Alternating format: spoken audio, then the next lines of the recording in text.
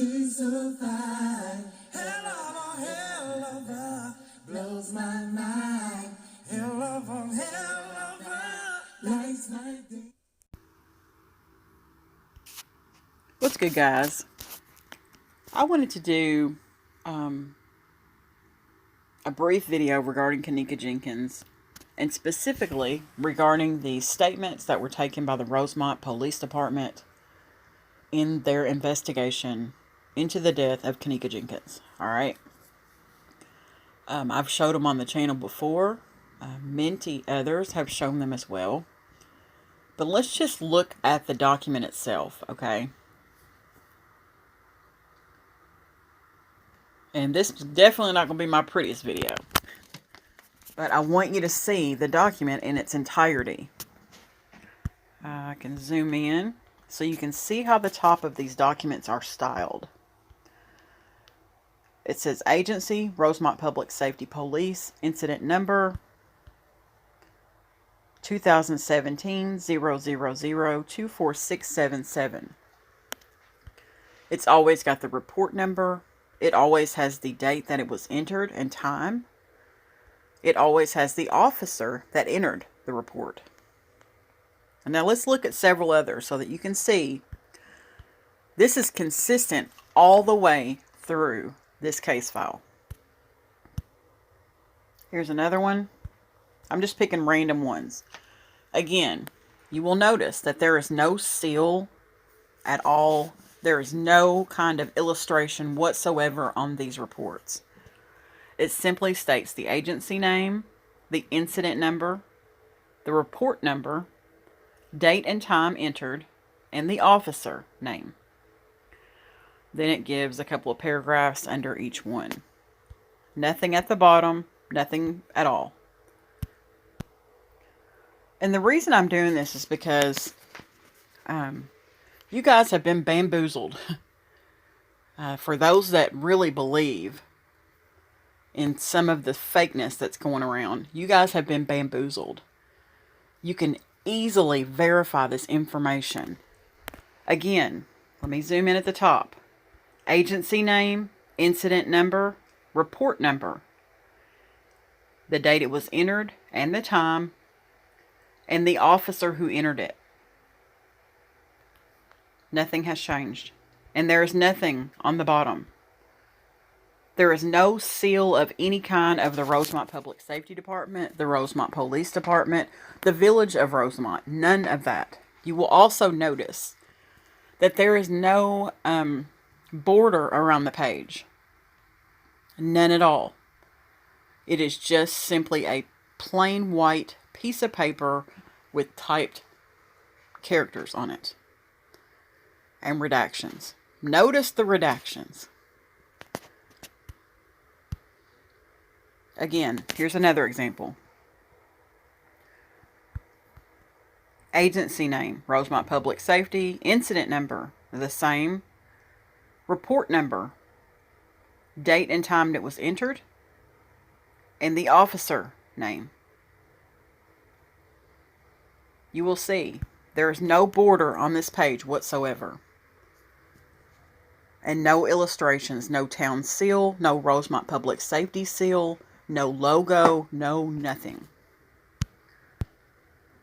And again, and this is going to be my last one, but I could go through every single one of the documents in this case and show you the same thing in regards to the narratives that are contained in that file folder. You will notice no border around the page, no town seal, no public safety seal, no police seal, no nothing. Same thing. Agency name, incident number, report number, the date and time it was entered, and the police officer that entered it. You notice the redactions. And you will also note that there is nothing on the bottom of the document. You can clearly see it there. There's no border on that page at all. It is a plain white piece of paper, okay? No stamp of any kind, no received stamp, no copied stamp, no nothing. It is just simply a piece of paper with typed characters. This is consistent all the way through the file folder. That's why I say I encourage everyone to go look at those documents contained in that file folder. You will see the exact same thing in regards to the narratives. Now, if you're talking about pictures they took or flyers they prepared, that's different. But in regards to any statements that they took from anyone, this is exactly what it says. You can see, look at all the redactions on that. They might have slipped up here and there and let a few words slide, but not many times. And again, it's plain white pieces of paper. That's it. Plain white pieces of paper. That's it. No border, nothing. No seal, no drawings, no nothing. And on the interviews, it will say at the top, interview, date of birth. All that's going to be redacted, okay? But across the top, it has remained consistent. Agency name, incident number, report number, date and time it was entered, and the officer in which entered that report. All right. Now, let's get unbamboozled for a while. Let's go into 2020 with the truth, okay? The truth being that the statement that floats around periodically regarding Macho is an absolute fake and a phony. It looks nothing like any of the other. It's almost laughable, guys. It looks nothing like any of the other documents at all. The wording is not by anyone who has a professional bone in their body, much less that could actually form words to make a book. The document was prepared by Gina McGill, okay? I hate that we have to do that, but in order to get unbamboozled, that's just sometimes what we have to do. I don't have anything against her. I don't know her. I have never had any kind of dealing with her. And that's okay. I don't need to. But I want you guys to know where that document came from. She's actually the one that wrote the ebooks or whatever they are regarding Kenneka Jenkins for profit. But I just wanted you guys to know where it came from. And let's look at this document. Now, I went straight to the source, okay? That's where I got it from. Now, let's look at how this is styled up at the top. Rosemont Public Safety Department. Kenneka Jenkins death investigation. Witness statement. None of that is anywhere on any of the other documents. Okay. Then you've got a seal over on the left. And I bet you money that the Rosemont Public Safety Department would love to know about this document. Because I kind of think it's a little bit illegal. Okay. I'm just saying. If you really want to get technical about it. This is a forged document from someone perpetrating to be with the Rosemont Public Safety Department. And it's false. Look at how the case number is styled. 2017-24677. That's not how any of the Rosemont Public Safety Department documents are styled. All right. Now look at the border around this document. Someone actually put a border on it. I wonder who.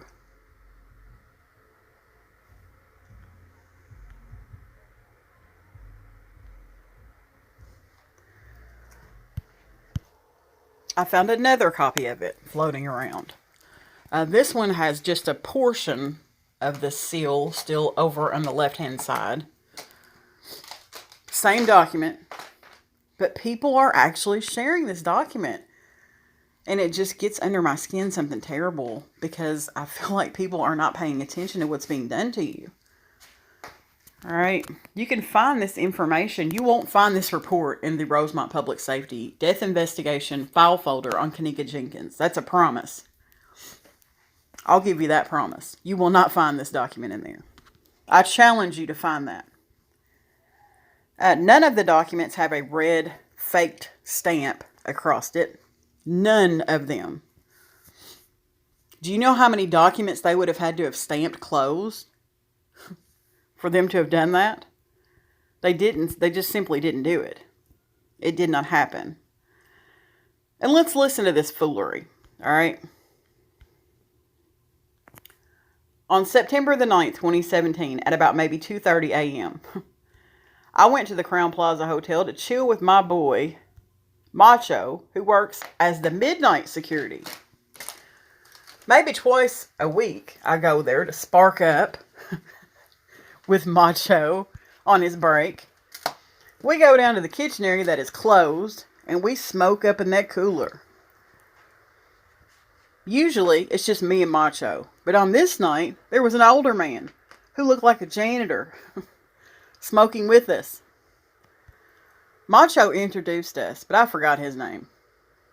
So, maybe 15-20 minutes into our session, here comes some drunk chick walking into the cooler.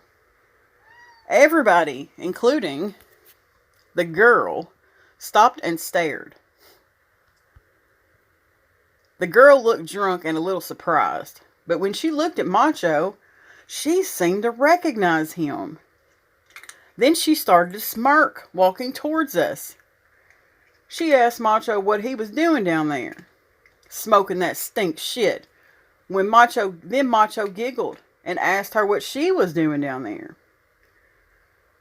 She almost fell to the side and said those bitches taking too long with her shit and she needs some air. She was talking with her eyes closed, as it was hard to hear her. And it was hard to hear her. She told Macho she feels funny. Then Macho grabbed her by the waist and told her he will make her feel better. Macho started looking at us, smiling, and started taking her pants down. She could barely resist, but she was asking him what he's doing.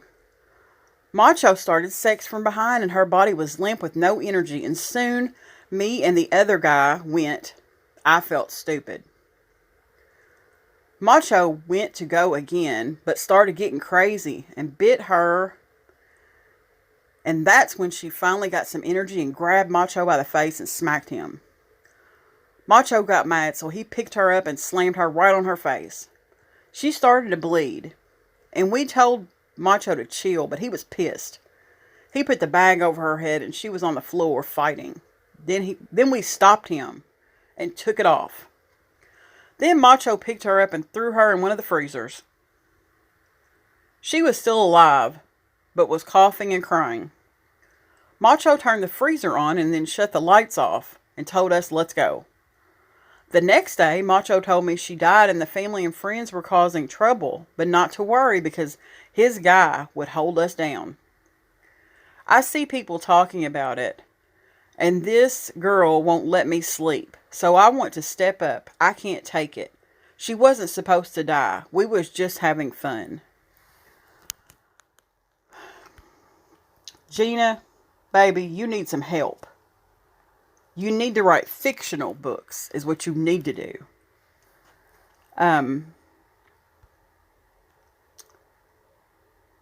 It's sickening, honestly, to hear that. And to know where it came from is even more sickening. But if you think about the statement, it says they were already smoking in the cooler. Alright? It just doesn't make any sense to me. But regardless, it's all fiction. Doesn't matter. It's something that she fabricated in her mind to make her relevant. Alright? I hate to be that person, but I have got to call a thing a thing. I can no longer sit by and let people believe in this foolery. This document simply does not exist. And I'm going to show you something else. But let me say one final thing regarding this document. It is not an official document of the Rosemont Public Safety Department in the death investigation of Kenneka Jenkins. You guys, it's on their website. It is free. It takes you 2 seconds to get there. 2 seconds. You can go and look at every single solitary document they have in that folder. I will help you in any way that I can. Just put a comment under here and I will help you. But this document is not real, guys. It's just not. Please don't be fooled anymore. Alright, guys. So, if you want to know, I borrowed these documents from Cassie, Chloe Alvera, because she has showed this herself. Let's look at this. This came from Facebook in the open case discussion group, which I don't participate in. Someone says, "Oh damn, I just posted this myself. I got this off someone's page," talking about the fake statement that I just showed you. Someone else comes on there and says, "Me too." Gina McGill comes on there and comments and says, "I am the source for this document." Someone says, "You're the source, but this isn't even a real document." She says, "I respect your right to believe as you choose." That same person says, "Okay, thank you, but how are you going to support the fact that it is real? It doesn't even have all the info. And also..." Okay, the next page doesn't pick that back up, but it says, "Come on, Gina McGill. Now you tell me how that is a legit document." And she shows them, or is attempting to show her, the same thing that I just showed. Which is none of the documents look like that. None. She goes on to say, "So I guess you're right. I believe to choose real documents, not documents that you want to take credit for that are not real." Shaking my head. Wow. Everyone is entitled to their own opinion. With that being said, have a good one. Gina McGill comes back and says, "Check out my drugging and rape timeline on my YouTube channel." This person says, "Okay, so what does that have to do with this fake document? You're still the source of it, right?" She says, "It's unfortunate folks turn on the ones who are truly seeking justice and working to get the truth out. No wonder black folks continue to be mistreated because our own race mistreats us." What that had to do with that document is beyond me. The bottom line is Gina McGill created the document for drama, to make herself relevant, to have a little clout. And every now and then she gets that clout when someone mentions this document again. So I just wanted to show you guys that this document is not a real document. And anyone who is purporting this document to be real is telling a lie. A blatant lie. Anyone who has done their investigation in this case knows what the documents from the Rosemont Public Safety Department look like, are very familiar with them. You may not know every one of them by heart, but by golly, you have looked at them. I've shown them on my channel. People have shown them on their channels. None of the documents look like this. I'm sorry, guys. I hate to be the bearer of bad news on the first day of the year, but it is simply the truth. And I don't want to go into 2021 with this foolery. Let's shed this baggage. This document was faked by Gina McGill. And on that note, I'm going to end the video. But I hope this cleared up some confusion for some people. Thanks, guys.